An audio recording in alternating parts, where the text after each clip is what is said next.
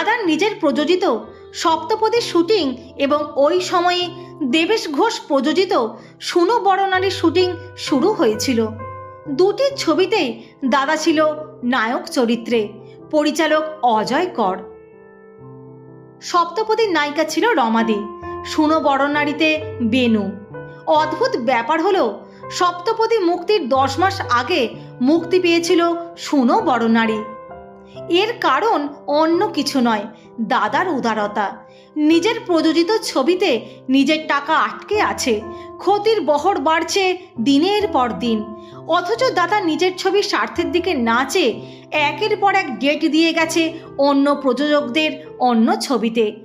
ফলে সেই সব ছবি পরপর মুক্তি পেয়েছে। সপ্তপদীর কাজ পড়ে থেকেছে 20 বাও জলে।